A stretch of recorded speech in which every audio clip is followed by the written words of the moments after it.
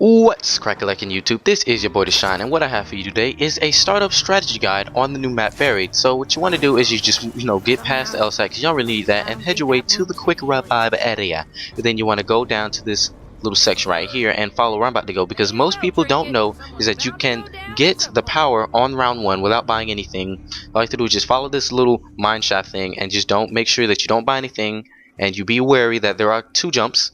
So just walk a little slowly if you never played this map, and you want to jump over this little area where I have right now, and then you want to make your way until you get to this this 2 doors, and then you go to the left and you keep going until you see the wall with a lightning strip on it, and you just jump over to there, and then you'll have electricity on round 1. Now if you haven't played this map, you want to explore around until you find where the box is. And then once you find the box, you want to head up to those stairs, jump over this little gap, and go down into the area where there will be a key and a little strong man, or big tall man. So you get that key, which will be there. It's a theater mode, and you open him up, and he'll be a little scared at first. You have to get the booze and give it to him so that he'll turn around and knock down the door. Now just never stand in front of him as he's running, because he will knock you down.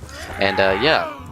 Now you want to build up enough points and head over to this saloon area, which you just have to explore around for, and you'll get the M16. Now the M16 is a good weapon. It's cheap, it's always on the wall, and it's a headshot awesome person. So the next part will require you to get more booze. Now the booze can be in 2 places. It can be in the spot where you first got it, or it can be in the saloon, which you'll have to spend some money on. So you're gonna have to save up enough money if it spawns in the saloon and get the booze, and if it spawns in the starting area, just go there and get that. Now every time you get the booze, the guy will follow you around. So if you're running a train, I wouldn't recommend getting the booze. But the first thing you want to unlock is Jug, which is in this area right here. So always stand in front of him, line him up for the little thing, and then he'll turn around and tear down the thing for you. So yeah, that's Jug. Now you just want to build up some more points, and here's me demonstrating where the booze would be if it's in the starting area. But never shoot that guy that's always walking around, or he'll go back into hiding in the place, and you're gonna have to find the key. But the next place you want to open is right here, which is going to open the area which I like to call the witch area. So you're going to open the witch area, and that's actually the place where I would be running the train at, in that little tree area right there. Now I'm demonstrating how you get PhD flopper. All you have to do is just jump off until your screen turns red, and you keep doing that enough times until you get PhD flopper, but it's not permanent. So yeah. Now I'm going to be demonstrating how you would run a circle in the witch area, like in this little tree area, which is to me the easiest place to run a circle if you're just building points. You don't really need to have that much of a skill to run this area, but it does require a lot of concentration and know how to dodge and play Madden. Now this is the sketchiest part. Like throughout this entire gameplay, this is the most dangerous I've ever gotten running this area. So yeah, that's probably the worst thing you're gonna get. You can turn around and reform the thing. You can't climb up the rock, but you can kind of climb up it. As I shoot the M16, you notice that I'm not killing them as well, but you have to shoot them in the head with the M16, because that is the most effective way of killing the zombies. So yeah, the M16 is a monster with headshots, so you just keep shooting them in the head and building up points.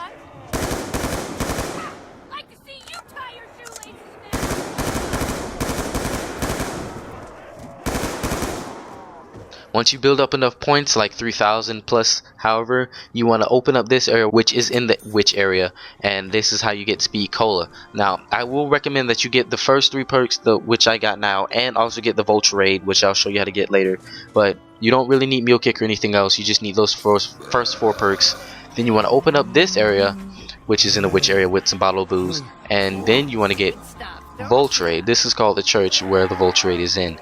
And you can only get 1 boost per round, so you want to keep doing these per each round. You want to always open up something every round. So yeah, that's me getting the vulture raid. It is 3,000 points, and it will help you find everything on the map. Once you've opened up vulture raid, you want to go to the next round, and then you want to open up area, which we will not be going into now because we don't have enough points or any weapons. So you just want to, after you've opened up that area, you just want to keep hitting up the box if you have enough money, and you want to search for 3 things: a 1-shot 1-kill weapon, which is like an executioner or a pistol or a ray gun Mark II, which I recommend, the paralyzer, and monkeys.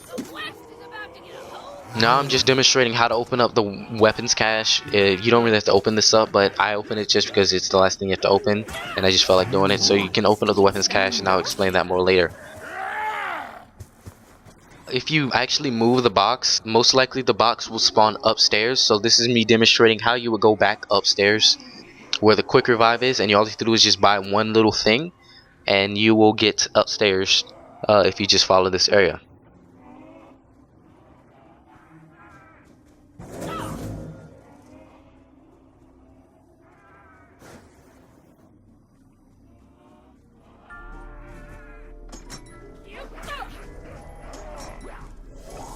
Now I actually got the paralyzer once I got upstairs. So once you got the paralyzer, what you want to do is just gain 10,000 points, and then we can make our way into the witch area.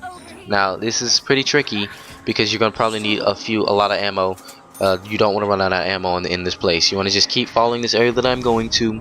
I actually picked up the ray gun Mark II, and you want to predict where the zombies are coming, because if they touch you, they'll steal 1,000 points or 2,000 sometimes from you. So you just don't want to let them touch you, and you want to have enough money just in case you lose enough to not pack much. So once you make your way outside, you want to kill. Once you kill your last zombie, which is the witch little bitch, you'll get a free perk, and then you just make your way through the maze. And once you get through the maze, it's not that hard. It changes every time you go through the haunted house, but once you get through the maze, you get pack a punch your paralyzer. So you pack a punch your paralyzer until you get pack a punch your paralyzer, pack a punch your paralyzer. But you pack a punch your paralyzer until you get the petrifier, all these P's, and then you just want to make your way out of the zombie's house as fast as possible. You don't really have to shoot any zombies, but I just felt like it because I don't know, because they're creeping me out. They're evil. So, but you don't really have to shoot those little witches because you don't gain anything from them. You don't get points or anything. So you just keep running through. Don't shoot any of them. Just keep running until you get to the slip and slide. Once you get the slip and slide, you go back into the power.